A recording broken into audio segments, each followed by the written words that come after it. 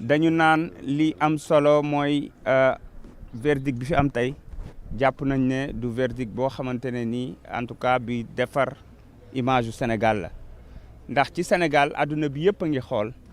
gis ne candidat bi nga xam ne mooy président Ousmane Sonko di chef de l'opposition nekk candidat bi nga xamante ne ni tey ñëpp jàpp nañ ne mooy favori ci élection yi ba ñoom ñemewuñu ko affronter ci élection yi malgré li ñu am yëpp nee nañ ci bilan ci moyen ak yu ni mel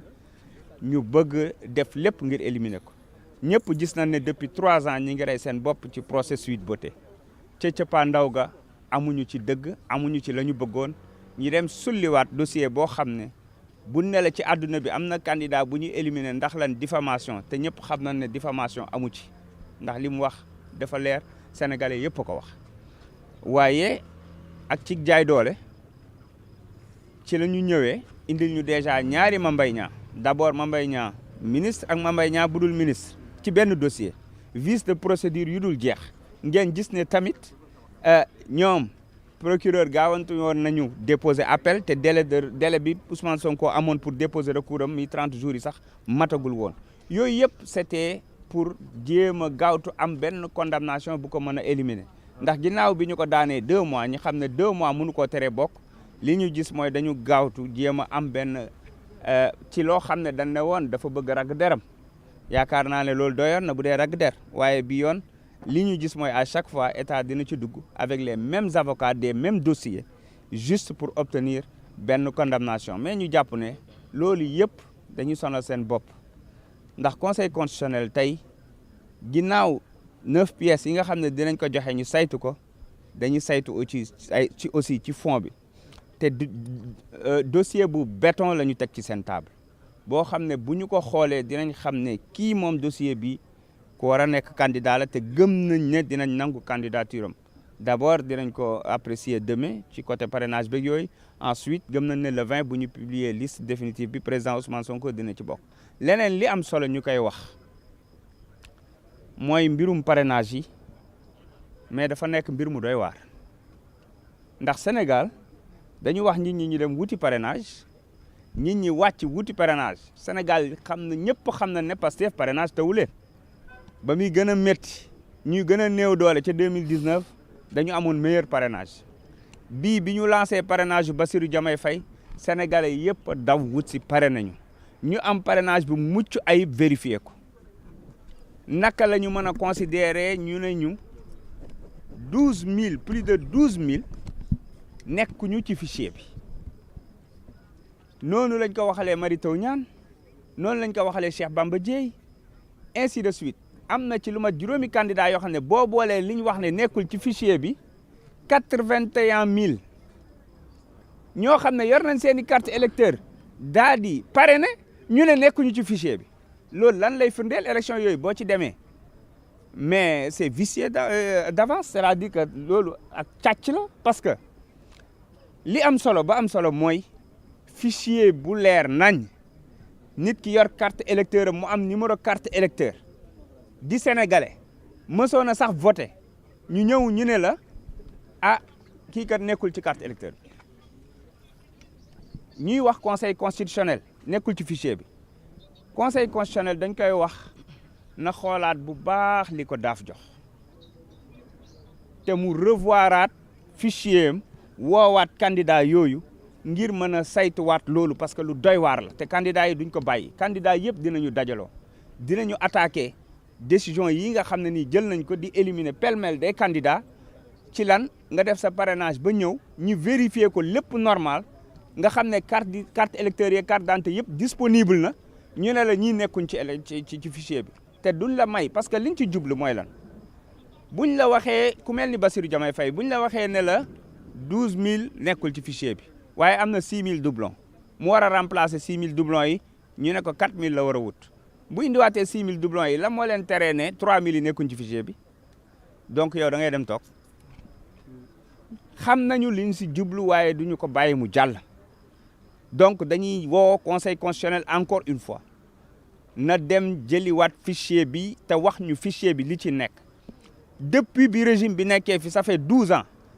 coowal fichier bi jógu fi kenn mënul xam lu nekk ci fichier bi kenn mënul xam ban fichier la ñuy appliqué c'est comme si dañuy bàyyi bu Bassirou waree ñëw ñu génne beneen fichier bu Mary Teuw waree ñëw ñu génne beneen fichier wala xëy na ñu rocc ay nit kenn xamul lu xew parce que mënuñu comprendre ñu am seen ay carte électeur pare ne ba pare ñu ne leen ñii kat nekkuñu ci fichier kii bi électoral bi donc dañuy woo mbooleem candidat yi nga xam ne léser nañ leen ci boor boobu ñu dajaloo daal di xeex ngir ñu rétablir leen ngir ñu génne leen fichier bu baax ñu mën a comparer seen ay parrainage parce que ñu kenn xalaatul ne war nañu mën a am parrainage dañuy wax ne jàll nañ d'office asuma ñi nga xam ne parrainage moo leen doon wër. En français sur le parrainage. Sur le parrainage, nous sommes en train de constater des faits inédits. Le candidat Bassirou Diomaye Diakhar Faye, comme d'autres candidats, ont été au niveau du Conseil constitutionnel pour faire valider leur parrainage et à leur grande surprise, on leur a notifié des milliers de parrains qui n'existent pas dans le fichier électoral. Ce qui est incompréhensible. Parce que tout le monde sait que PASTEF n'a pas un problème de parrainage. Aujourd'hui, s'il nous demande 58 000, on ramène 58 000 dès demain. Il nous demande 100, le double, on le ramène dès demain. Ce n'est pas ça le problème. Le problème est que les parrainages qui ont été collectés avec des cartes électeurs en bonne et due forme,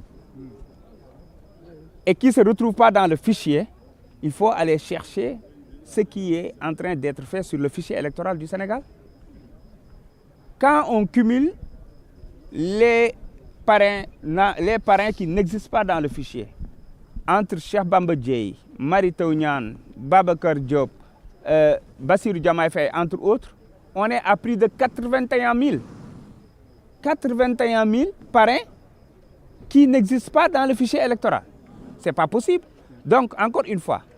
nous demandons au Conseil constitutionnel de revoir son fichier ou ses fichiers avec l'ADAF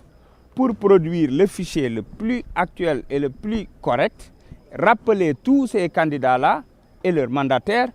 pour, en tout cas, revoir le processus et peut-être réexaminer leur dossier. Parce qu'aujourd'hui, nous devons fournir 4 234 parrains pour compléter,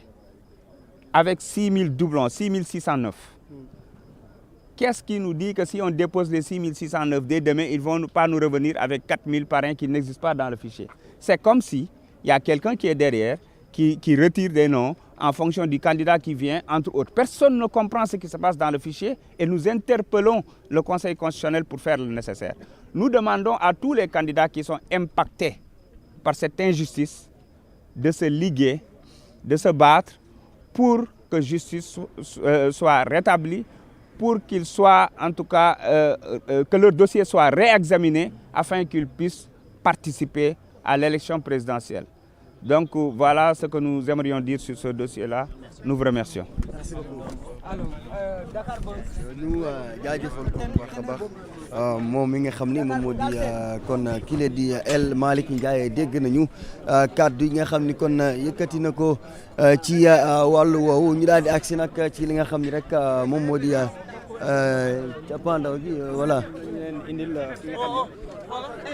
nangu ñoo jël seen micro de am. C'est qui? Un instant xaw ma ko. Kii moom mooy kan? Allo bi.